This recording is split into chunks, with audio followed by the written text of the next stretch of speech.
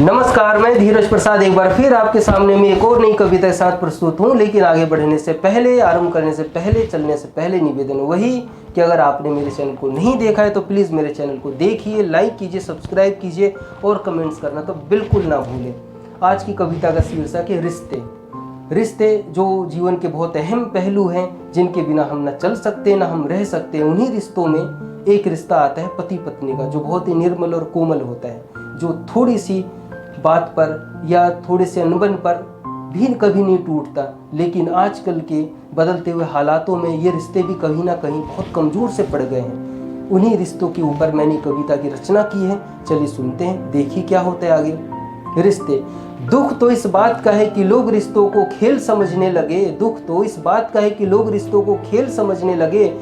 जिन रिश्तों के दम पर कभी जिंदगी चलती थी, उसे ही अदालतों में घसीटने लगे। जिन रिश्तों के दम पर कभी जिंदगी चलती थी, उसे ही अदालतों में घसीटने लगे।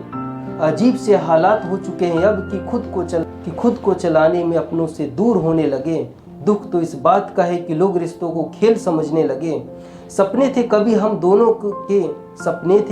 दोनों के, लेकिन उन्हीं सपनों में हम अपनों को भुलाने लगे। घर बनता है अरमानों के तिनकों से, लेकिन उन्हीं तिनकों को हम तलाक की आग में जलाने लगे। दुख तो इस बात का है कि लोग रिश्तों को खेल समझने लगे। बस छोटी सी बात और आपसी तकरार, बहस और दोषारोपण की मार, फिर कैसे चलेगा यह संसार। कहाँ गया वो आपसी का प्यार, वो तुम्हारा सपनों से जड़ा हुआ छोटा सा संसार। दुख तो इस बात का है कि लोग रिश्तों को खेल समझने लगे।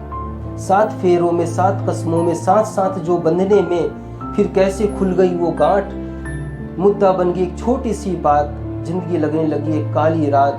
ना जाने कहाँ छोड़ आए हम वो खुशियों की बारात। दुख तो इस बात का है कि लोग रिश्तों को खेल समझने लगे। हम ये नहीं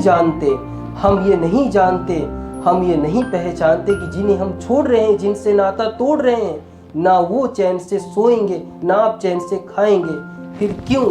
फिर क्यों छोटी सी बात पे जीवन में आप आग लगाएंगे। दुख तो इस बात का है कि लोग रिश्तों को खेल समझने लगे। जिन रिश्तों के दम पर कभी जिंदगी चलती थी, उसे ही अदालतों में घसीटने लगे। दुख तो इस बात का है कि लोग रिश्तों को खेल समझने लगे। धन्यवाद, नमस्ते, आभार।